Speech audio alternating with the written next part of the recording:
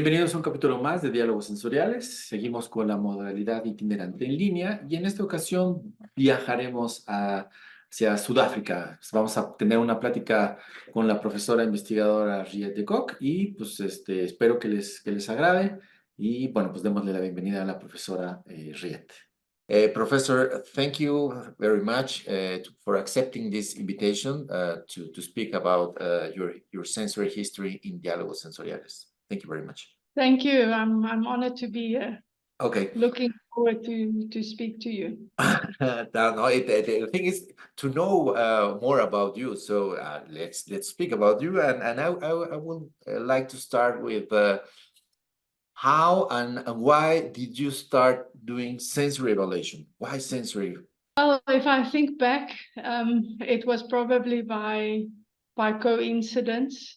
In my final year as a student, we call it the honors year in South Africa, I had to do a project, and my project was at a meat research institute, and I was tasked to look at the effect of the fat code or the fatness of animals, beef, cattle at the time, and also their age on the tenderness and the sensory properties of two specific cuts in the carcass. So I had quite a job working at this meat research institute, working with a trained panel to establish the sensory properties of the meat products.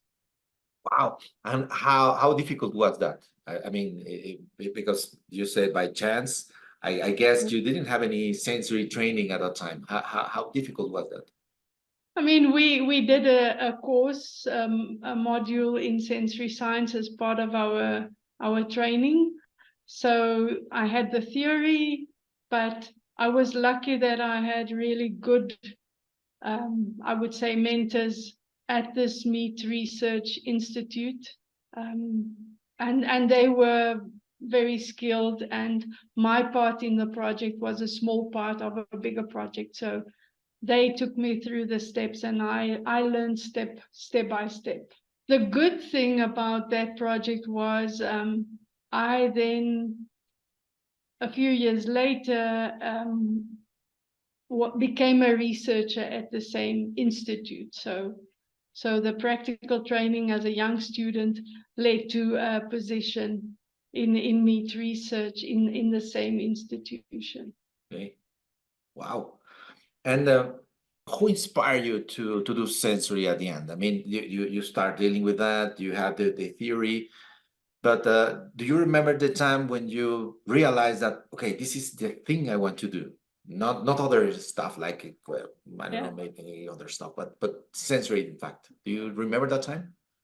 Yes, my official job after completing my studies was actually staying on at the university as a contract researcher.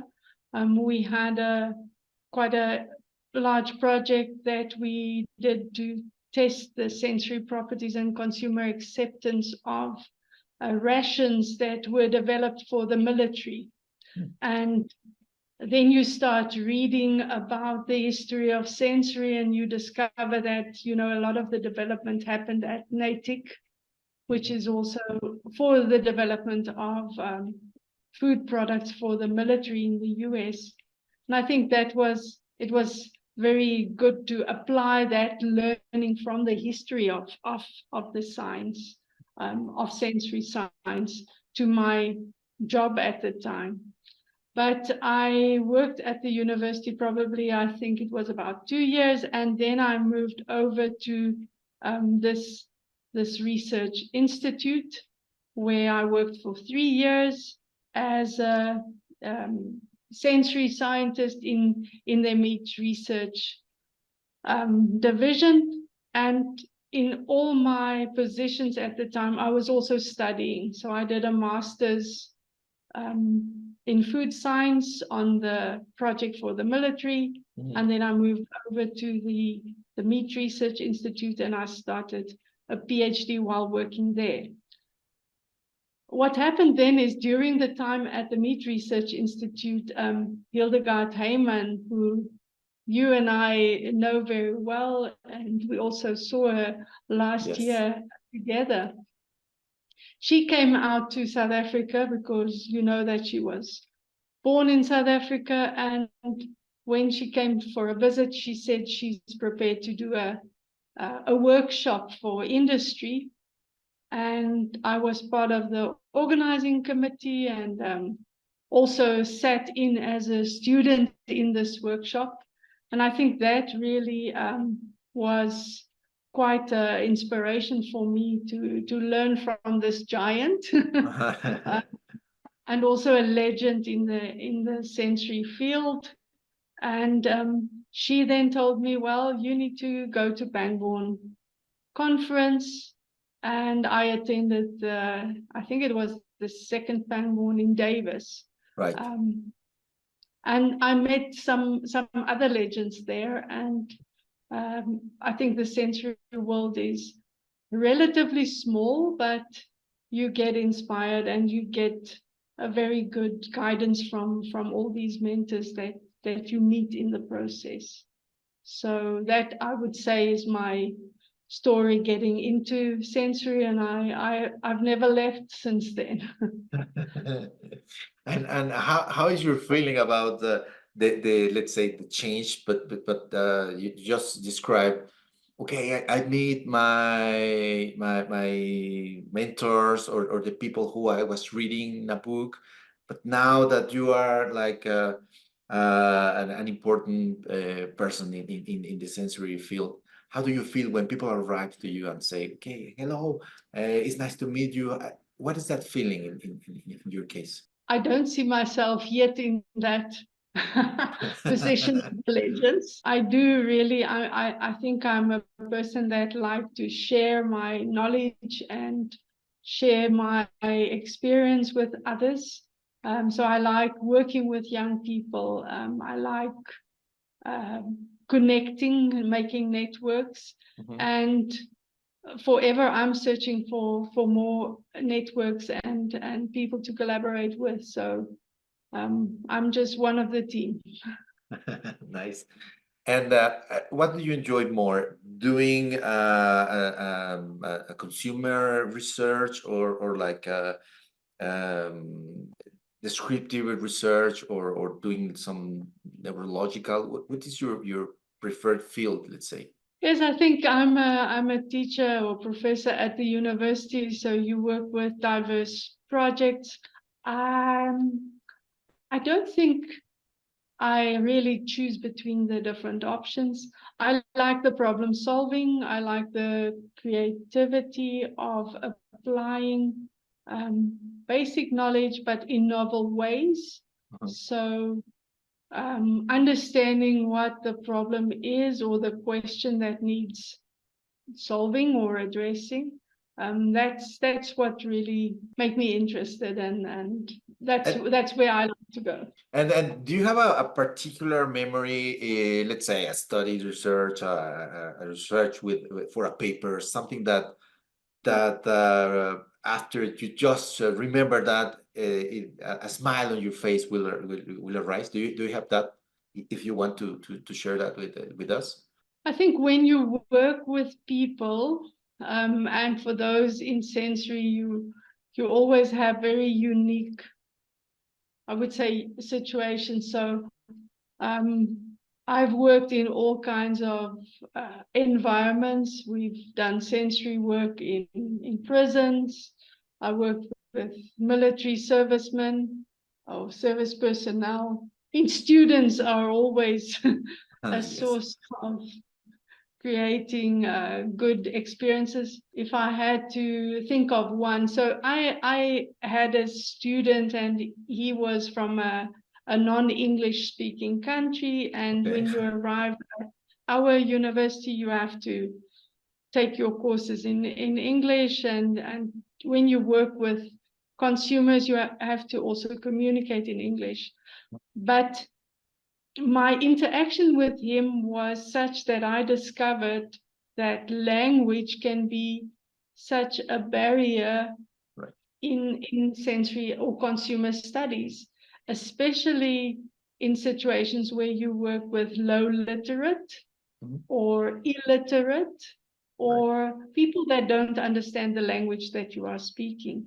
And so it became a challenge, but a challenge that actually became a project for us because we focused on developing some sensory tests for low literate consumers and then we realized that you can apply the same methods across language barriers. So when I cannot communicate with you because I cannot speak your language, I need to have some test methods so that I can, get some data from you. So it actually turned out to be a very interesting project and something that I would like to do more on if time allows. Right. And what is the difficult part of doing sensory in your experience? I mean, I know everybody has different experience, but in your case, what was what is the most difficult part of doing sensory? Well, if I think a bit back where I started, I would say about 20 years ago, people were, or the sensory community, the sensory scientists, researchers, the publishing, the journals, were not that interested in the type of products that we were researching.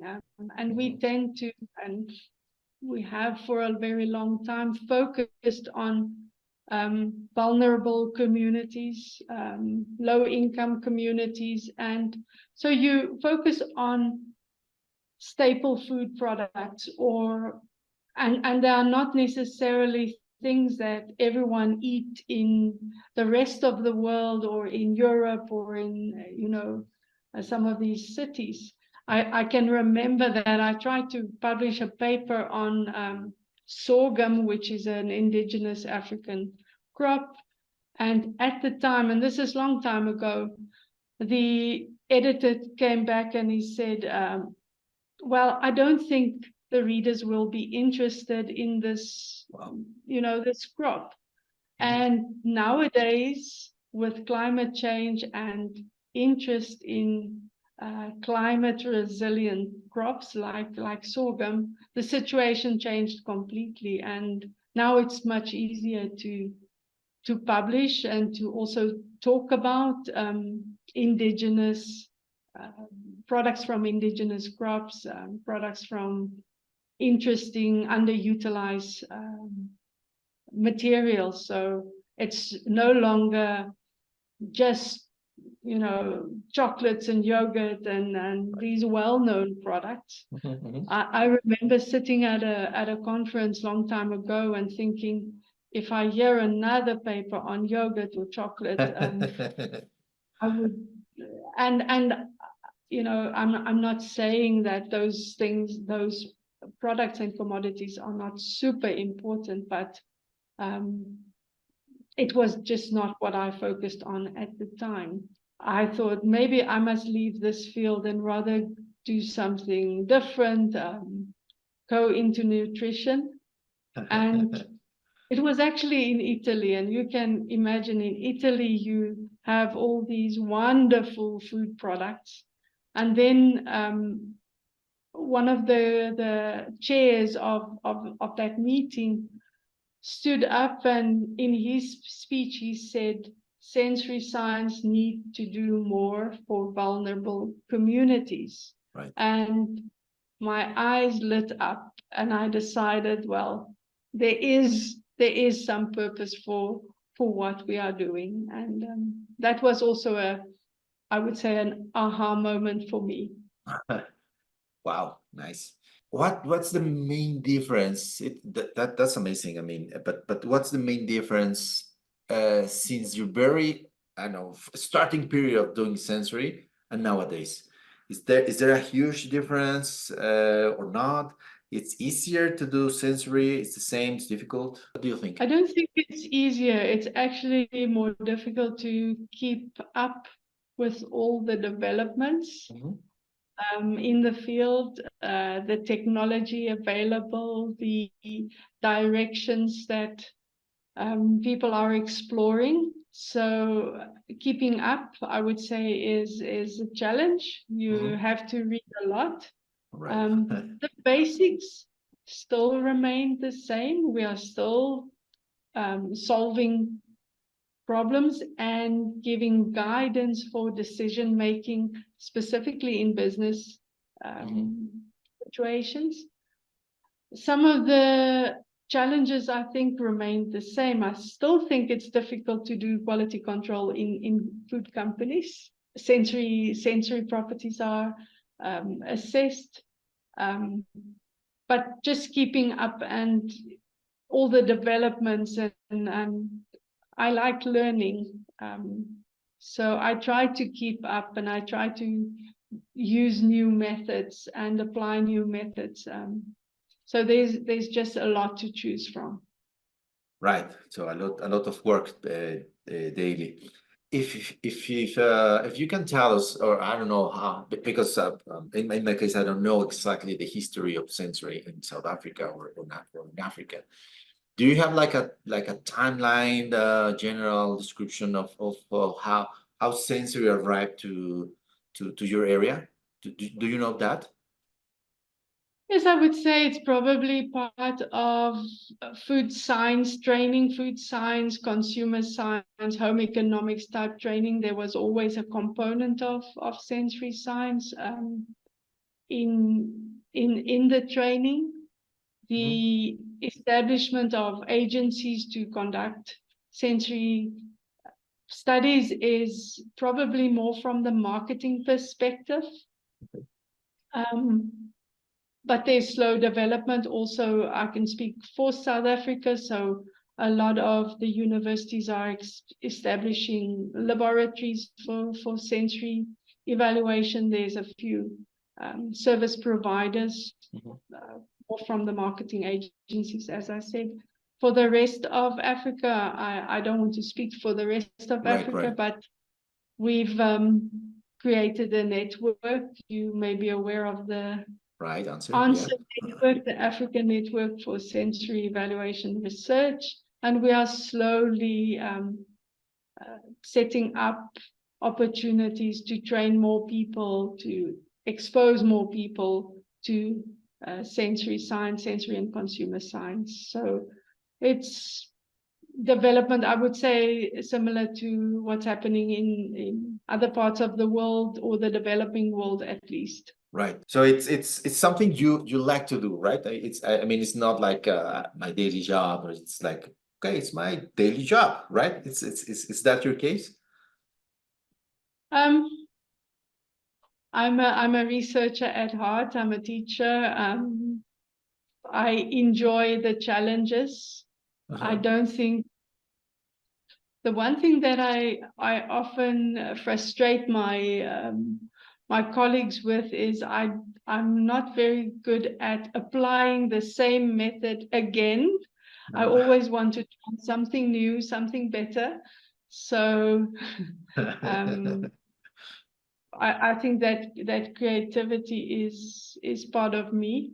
So I enjoy doing sensory science. There's so much to learn, and there's always a mystery, but a creative part of the field. Right. Okay. Thank you. Let's change a little bit the questions. I will ask some 2AFC questions. Just please feel free to select one of them. There's no skipping answers, please. And let's start with red wine or white wine. Oh my goodness! And I cannot have a tie. No. Let's go for white today. Okay. Tetra test or triangle test?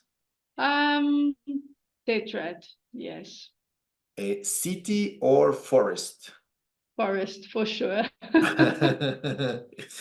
Traditional descriptive analysis or rapid methods? Probably rapid today. Okay. Breakfast or dinner? Dinner. Analytical or consumer testing? Analytical.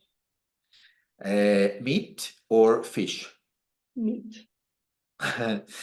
This is difficult for me. Please correct me if I am Simply wrong. because I don't live at the coast. Okay, okay, okay. Spring bookies or mampoer is the correct name? Wow.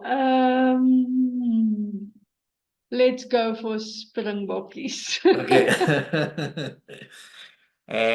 Parametric or non-parametric statistics? Parametric, PDF or published books?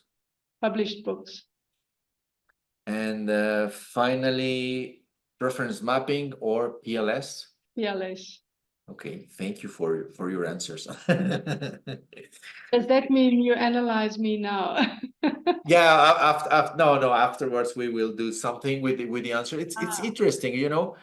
Most of the up to now, everybody arrives into the sensory field by chance. I think the first sensory generation is by chance all the way, but afterwards some people start doing sensory trainings and or seminars, and they decide to work with sensory, but the very beginning is by chance. I mean, I will be working with sensory if I am study nutrition or I am a psychologist or whatever. So I that's interesting. What about the artificial intelligence and sensory? What is your opinion? Is that a good way to move on, or is not entirely true at this moment? What do you think about artificial intelligence? certainly feel that it's an important way that will influence our science, like it is doing all other parts of our lives. And I need to stay up to date, and I really think it's important for sure. Right. If we can have AI to replace some of the tasks that we are doing, I certainly see the potential for that. And you know, handling big data, generating data that can support our findings from human assessment. Why not? Yes, for sure. Nice. Yep. And okay, based on that and your experience, what will be the minimum skills? Speaking about methodologies or psychological skills or consumer tools that a sensory scientist requires to do sensory. I do think attention to detail and checking the way you phrase questions, whether they are understood correctly. So checking what we are asking and how we are asking questions are critically important. There was something I was thinking about and now it slipped my mind. Creativity in how you attempt problem solving. So problem solving remains very important, and you have to think creatively, and also attention to detail. How you prepare, how you serve samples, how you treat people coming into a test has a huge influence on the outputs or the outcomes of the test results. So those are soft skills. I almost want to say they are soft skills. It's not what people necessarily teach you, but so the practical experience working with people, products, and in what environment you are asking your questions has such an influence on what you get out. Right. So the attention to detail in project planning, project setup is very important. So don't forget about your objectives, right? Sometimes you forget the objectives and go through the entire research or analysis. Yes, and I talk about the sensory toolbox. So in the toolbox, we have so many methods that need to be adapted or applied to the objective and build that toolbox with the best tools possible and search for them so that you fix the problem with the right tool. Okay, let's say I am a graduate student and I am curious about sensory. Where should I go to start learning that information? What in your opinion, which will be a good way to learn sensory? Yes, so there's lots of books, and I would say they are really classic books in sensory where you learn about the methods and how to apply them. Mm-hmm. The statistics behind the methods, of course, is also important. In my training of students, I've developed a practical tool which we call the 6 steps to sensory evaluation. Okay. And we it's a stepwise approach. So it's problem solving. You understand the problem first, find out what are the questions that you need to answer. Mm-hmm. You define the objectives, then you select the right test conditions so that you can answer the question. You run the test and you make sure that running the test does not introduce more variables that can have an effect.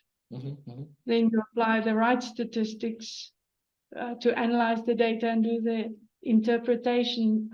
And the last step is the take action. Now, when you have the results, what do they mean? What does this lead to? And that takes you back to the first step where you concentrate on what was the question that you asked. So in my training, I use this problem solving approach. Nice. I don't teach the methods without applying them to the questions that we need to answer. Nice. Yes, that's important. Let's say you faced a person or a group of people that who don't want or believe in sensory. What can you tell to them? Just okay, by curiosity, do sensory or something like that. What will be your first comment for them? If you're in sensory, you've probably experienced that with a colleague or Yep. so I think I learned that from experience. I used to have a colleague that really didn't believe in this fuzzy science with different people, and we don't get exactly the same answers every time because we are using different humans. So he was always very critical about it and more prone to trust instruments or analytical measurements until we came to a point where we were collaborating on projects, and it was the sensory data that was able to explain why did we get differences in chemical analysis or so the convincing is in the project application and the data and the result. Yeah, the statistics is a good way to enhance sensory, I guess, right? It's like okay, it's not only one opinion or two.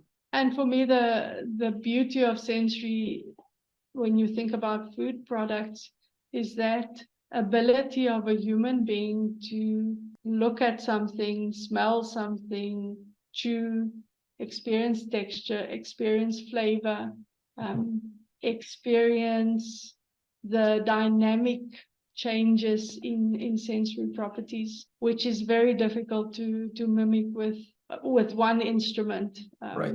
It's that global or holistic view that you get with people. How easy is to work worldwide, actually? I mean, nowadays we have like online papers or magazines or conferences. In fact, how easy is nowadays to work with other people to do research?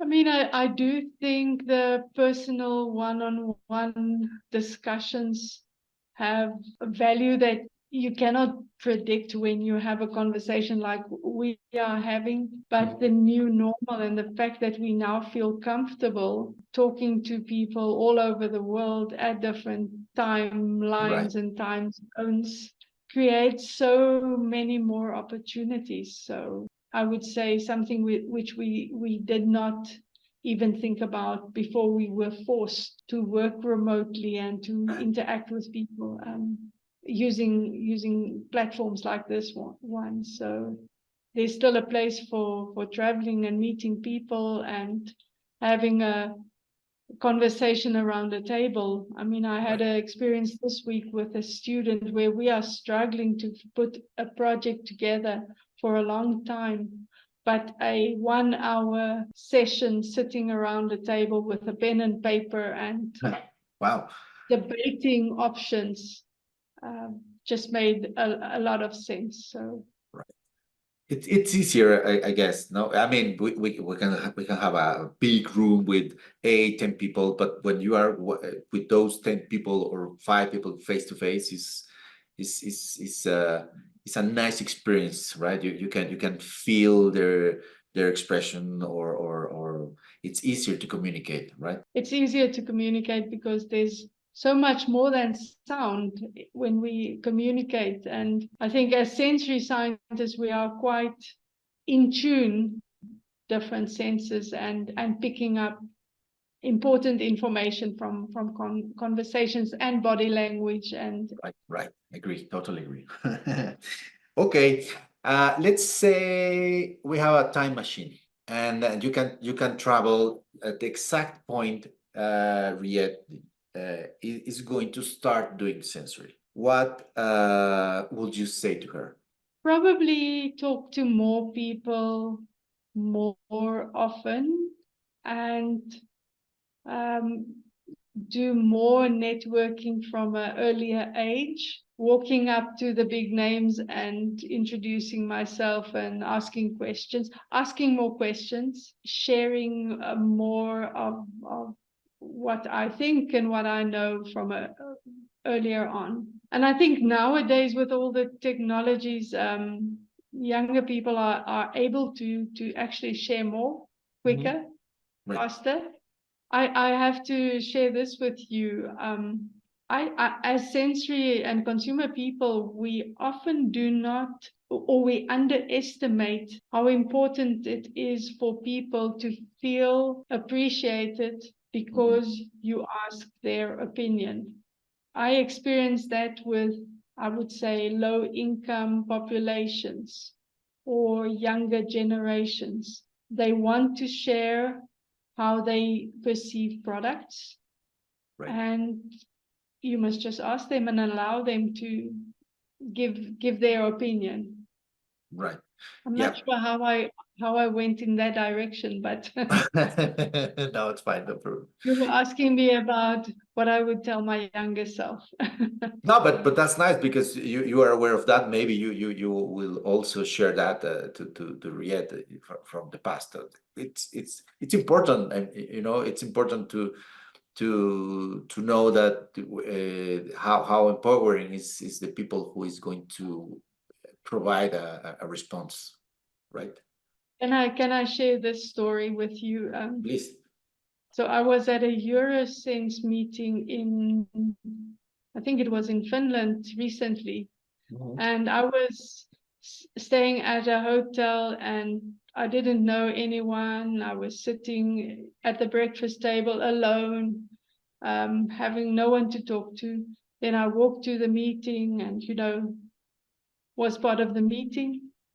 And then one younger student came up to me and he said, well, he wants to come and do some sensory work in South Africa. And I felt very, very flattered about this. And we've actually he spent some time at our university, and we did quite nice work. And later on, he told me he actually saw me at breakfast, but he was shy to come and talk to me. And thinking back, I would have appreciated that conversation. So we never know. We sometimes are too shy walk up to a person and start a conversation. Yeah, it's difficult.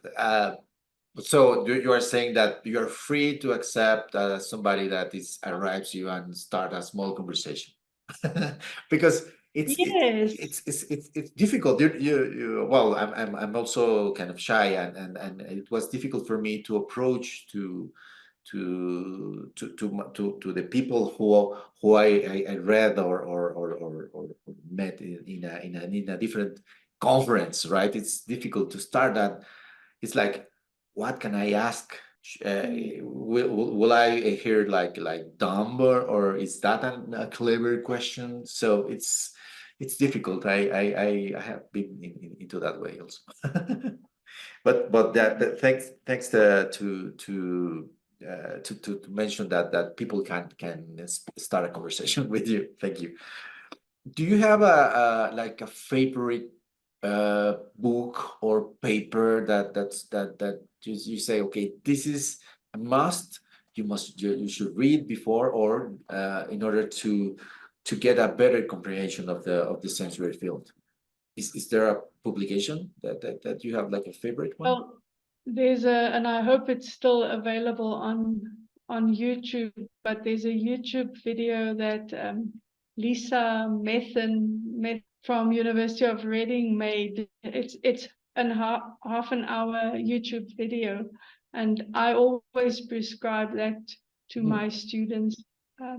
They must listen to that before they write an exam, or because in a very short time space she covers so much. So that's one of my go-to videos for helping others to understand sensory science. I've written a chapter in a book that was edited by it's this one, Paula Varela. Oops. Okay. Now Paula Varela, yes, yeah. And Gaston Ares. Mm-hmm. Methods of consumer research, alternative approaches and special applications. Mm-hmm. And in that book, we have a chapter where we focus on working with low-income populations in emerging economies. Yeah. So ground to what we've learned in our environment, I would say those Thank are you. two.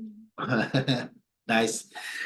Okay, time flies, and we have to finish this talk. Thank you very much for your time and your feeling of sharing your history and experiences in the sensory field. Riette, do you have something else to comment or to say? Yes, I think my journey in sensory science has been a pleasure. I would say most of the time it's a magical field, lots of mystery, but lots of discoveries as well. So I really enjoy being in this field. Yeah, you can say that with your expression while speaking of sensory, and that's very nice. It was a very nice conversation. Thank you so much, and I hope to see you during next conference, maybe Pangborn or Eversense, maybe. Who knows, right? We'll see what the future holds. Yeah. Okay. Thank you so much again, Riette. And bueno, a ustedes muchas gracias por su atención. Si les gustó, denle clic en compartir, y si no, no digan nada. Nos vemos en la siguiente edición de Diálogos Sensoriales. Thank you, Riette. See you next time. Bye bye. Thank you. Goodbye.